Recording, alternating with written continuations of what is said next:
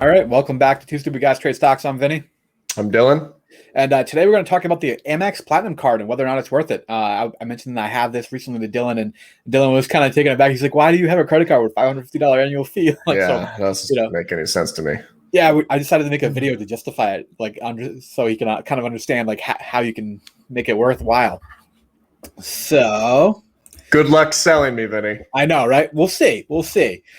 So this is the real question: the $550 annual fee, pretty steep. Like, how do you make something like that make sense, right? This is definitely my expression when I look at that number. But so this is kind of part of the sweetener to entice you in the door here is that you get all this kind of sign up, perks, right? This is what the current offer is. Mine was actually even better than this. So currently they're offering 75,000 membership reward points plus 10x on gas and grocery for the first 6 months, as long as you meet $5,000 minimum spend over the first 6 months, right? And these are the kind of category in which you can earn extra points over time. This is like the normal base with the card is to get the 5x on airlines and hotels, really. I got 125,000 points on it, actually. So mine was a little bit better initial offer than this one. What do you go over, like the points to conversion? Yeah, we're going to talk about that in a second. Yeah. Okay. So one of the things you get with this card is you get access to these Centurion Lounges. Centurion Lounges are these kind of airport lounges. There's not a whole lot of them, but they are strategically placed in like major international hubs. And by having the Amex Platinum card, you get access to it for yourself and I believe it's one other person. They have buffets. They have actually drinks you can have. You're not technically supposed to be able to get it. You're supposed to have the black card to get the Johnny Walker blue, but I've heard stories of them letting you slide on like a drink or two. Because wait, you don't have to pay for it? No, they once you're in these places, the food and booze are completely free. Yeah, it's like a little VIP club. I haven't been there, but I know someone who's getting married in Mexico next year, and I plan to try to fly through a hub in order to make sure I visit there. That's my thought. I know, right? Some guy. There's one in Charlotte along the way, and there's one in Miami between where I am and where I'd have to go. So I'm going to try to go through one of those two airports. So this is the whole map of the locations that they have. Not a whole ton of them, but there are a few, like I said, major international hubs. They tend to have Centurion Lounges, and even further, they will actually give you access to other clubs if there isn't an Amex Centurion Lounge in there. But it's still nice to have like this kind of access to these places if you do travel a fair amount. So, like I was saying, I got 125,000 bonus points for 5K spent in the first 6 months, plus that 10x on grocery gas for the first 6 months. So I anticipate getting about 150,000 or so points over my first 6 months of card membership here. Right? Okay. All right. I'm going to translate this a little bit, right? Yeah, I don't know what that means. Yeah, exactly. So what it really comes down to when you translate those points is what are you going to use them for? Now, on the low end, you can use them for things like you can use it to give you a credit off of things you spent on your card. You can use it then to get merchandise. You can use it to get like gift cards, all that sort of stuff. Usually comes about 0.6 to like 1.0 cents per point, meaning this would be worth about $1,250 if you did about 1 cent per point, right? Okay. Now, where things get really interesting, right, is Amex has partnerships with other airlines. I think I forget exactly the number, but a fair number of the airline, reward point companies out there. And they will have special bonus promotions where you can transfer your points over and get like an additional number. Say like normally they transfer 1-to-1, but sometimes they might have a deal where it transfers at 1.5 or 2.0 times 1, right? Okay. So if you're looking for some of these premium experiences, like say the best one I saw was you can get up to about 20 cents per point if you wanted to fly first class to Japan. Now you're talking about that bonus being worth, instead of $750 on the low end, all the way up to $25,000 if you were going to buy a first class ticket to Japan, and this is a way of you getting it, you can actually have that much of an increased value. How much is a first class ticket to Japan? I couldn't tell you. Okay, I don't know. Look that up. That sounds interesting. Yeah, exactly. Yeah, I mean, it only makes sense if it's something you were going to buy anyways, truthfully. But it's it's an interesting kind of little quirk, I guess, in the future. And it's a gamesmanship. You have to really stay on the ball. You really have to pay attention and look for the value. But you can make these things happen.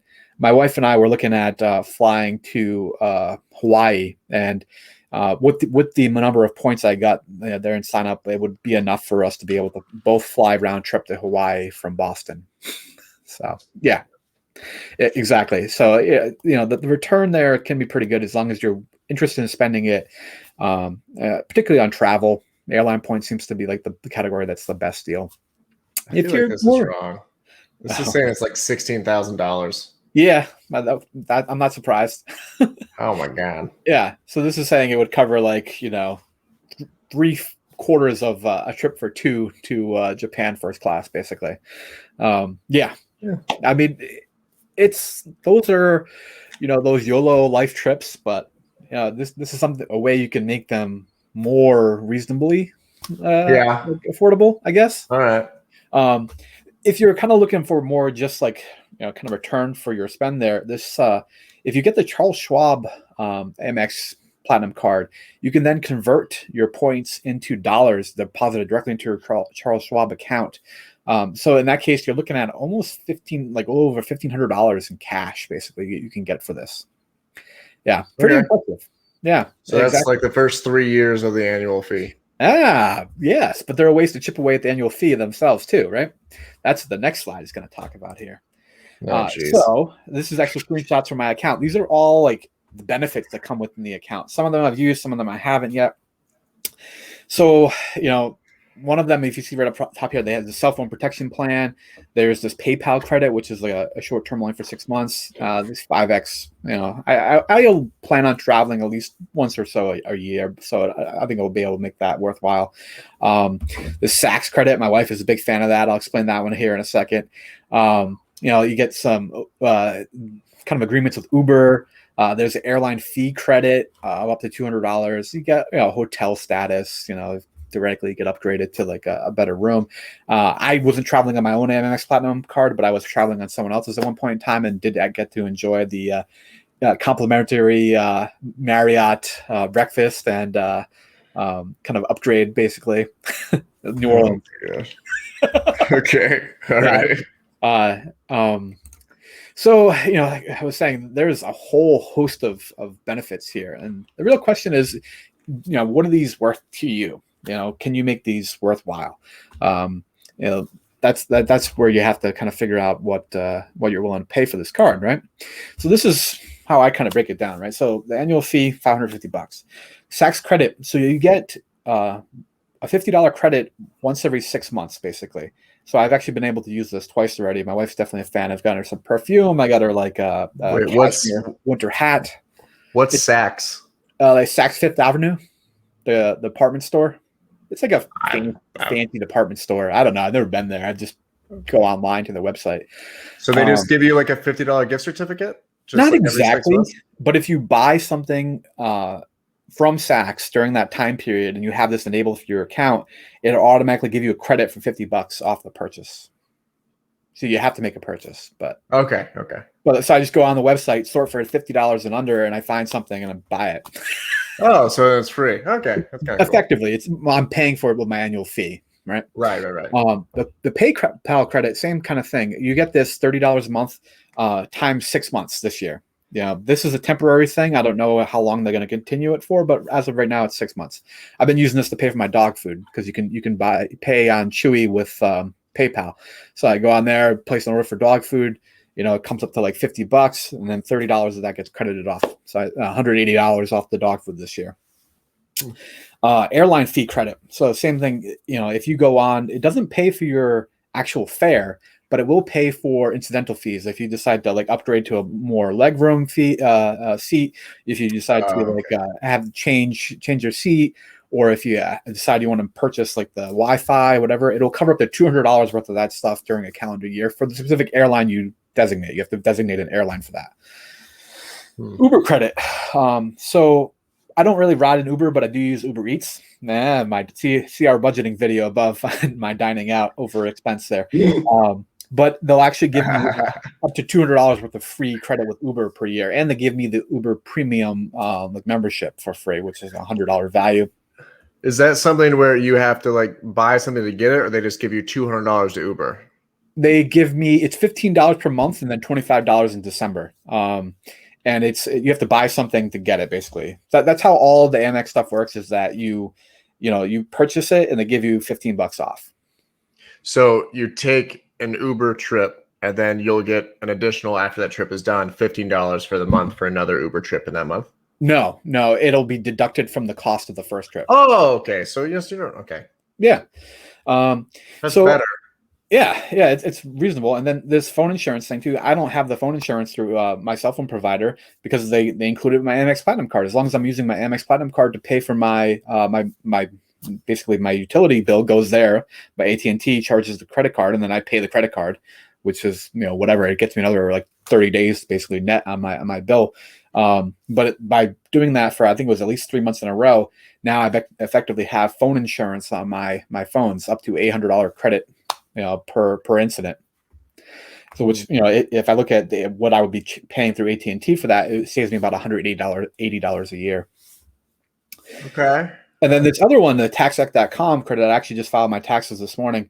It cost me $114 to file my taxes, but because I paid with my Amex credit card and then they had a tax app promotion, I was able to get $60 of that back. So I effectively paid $54 to file my income tax this year for federal and 2 states. Okay. Yeah, exactly. So if you actually do the numbers on all that, and I only gave myself credit for half of that Uber one because I don't use it every month, but we do use it from time to time. It's still a net $100 a month benefit. A year benefit to me, on top of the ridiculous sign-up bonus. And you don't fly that much, so if you had flown more, there'd be more of a benefit.